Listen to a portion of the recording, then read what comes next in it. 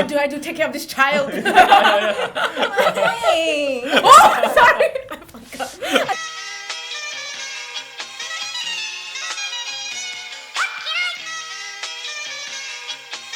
Hi, I'm Julian. I'm Yen. I'm Peps. Hi, I'm Leah, and this is ZULA ChickChats. Today we're going to be talking about virginity and whether it matters if your partner is a virgin or not. What do you guys think about the perception of having sex now in Singapore's context versus like in the past? I think in the past, like, people do have sex before marriage. Like, it's very like hidden, you know. People don't say in public. Currently in Singapore, like, after I entered poly, I realized that people were just like, oh, I had sex with this guy, or like, never had I ever had sex, you know. It's very open right now. Like last time, like my parents, when they were younger, they won't even dare to ask about sex. But now it's very open, like on Instagram, in songs. They'll just sing about sex during, like in songs. I'm like, It's like having lunch like that. I guess they are more free to use what they want to say. Now it's like freedom of speech, say whatever you want. I think the pop culture sort of like glamorize it in a way. Yeah. So we just talk about sex in general, right? But how about the concept of virginity? Why do people make such a big like hoo-ha or like big deal about this concept of virginity? It really depends on social circle. At least for mine, right? There isn't the idea of like you must keep it to your marriage. For me personally, the concept of virginity is more of like a self-respect kind of thing. How you lose your virginity, you know. sometimes like people, like for example, they just want to lose it for the sake of losing it. Because they want to lose it, they just get a random friend like, hey, you just want to lose it or not? Then like, okay, yeah. That's why I get where you're coming from. Okay. Like how you lose it. But jumping on to what Yen said when it comes to social circle, I think it also depends on your upbringing. Like, I was brought up in a family that like, okay, you sex after marriage. So like I have that perception that everyone was like that. Until I went into poly also. Different people are like, oh yeah, I have sex already. Oh, I have sex already. And then I'm like, oh my god.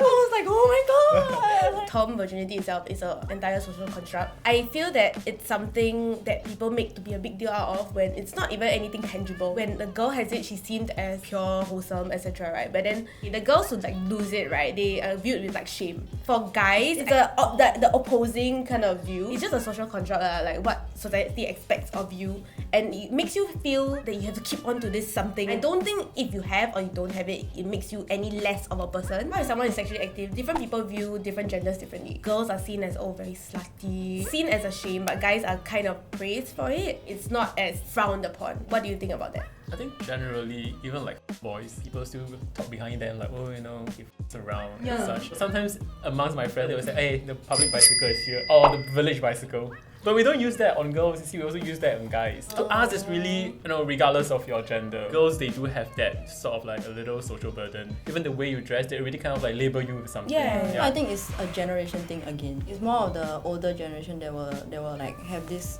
perception that if girls are sleeping around, they are like sluts. Like nowadays, like girls are like also like, hey, how come you never lose yet? That kind of thing. These labels only come about when you don't know that person well enough. So basically you judge the person based on just their sexual activity. Then you're like, she's a hoe or he's an F-boy. I also agree, and I also feel that when girls get slut shamed in that sense, right, it tends to come from the same gender. That's true. Girls are the ones who slut shame other girls. I feel that no one should be called a slut because I think the word is a very negative and strong word. Ultimately, a girl's sexual choices are up to her. As long as you're doing it responsibly, that is your life. Your own daiji. Yeah, it's really your own daiji. Would you prefer to date someone who is a virgin or not a virgin? And does it even matter in the first place? Why or why not? Why do y'all look like you're so pained to be in this discussion? I prefer someone who's a virgin lah, obviously, because like I mean, it's more fun if let's say the both of you are like dumb.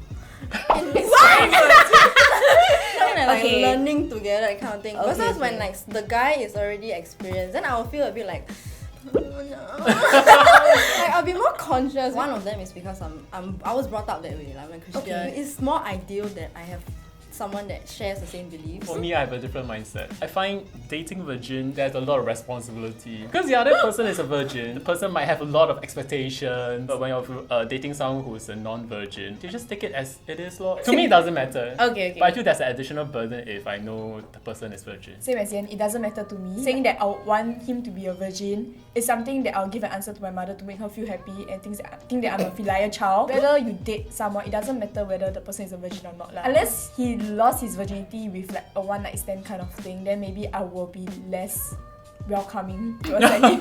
I would not want to date a virgin because like I will be like, oh baby, like child. It's always natural that a girl will want a guy to be more experienced Take to the like lead. yes, kind of take the lead, right? Your sex life kind of ups your relationship. And if it's not something that is very satisfying or something that you want to do, you may not feel that it's complete in that sense. But I have this issue. My guy friends are, let's say they sleep around with a few people. I ask them like, oh, if you want to date a girl, doesn't matter how many people like she slept with her. The guy will be, if I want to sleep with her, no. But if I want to date her, yes. They feel that there's this concept of they're very pure or what, that kind of thing, and they are the kind of girls that you bring home to your mom or whatever. The guy might be insecure about it. Yeah. In the entire thing, it's like, oh, guys must take the lead. So he don't want to feel like she's the one taking the lead because she has more experience than him. True. Yeah. If you look at a girl and she's always, wearing like being very revealing, she's always going party and blah blah blah, then that's another factor because you're including other factors like how she behaves, how she dresses, where she goes, in her free time and stuff like that. But it's just based on the number of people she slept with, right? Then I don't think it's a fair judgment. For all you know, the girl who has slept with one person is a freaking psycho. Okay, like that's all. You will never know. So I don't feel that there is a fair judgment. You know, the whole concept also about a sex before marriage or sex only having sex after marriage, right? Like, what is your opinion on this, and do you think it's a good or bad thing, or why not? How can you not have sex before marriage? Oh my god, I sound like a sinner. Please kill me. It's more than physical attraction. It's more than the personality, character. I mean, sex is a huge component of it, and couples become stronger as in terms of bond, and I mean through sex and stuff like that. I can't say for the rest, but I guess for me to find out that part after marriage.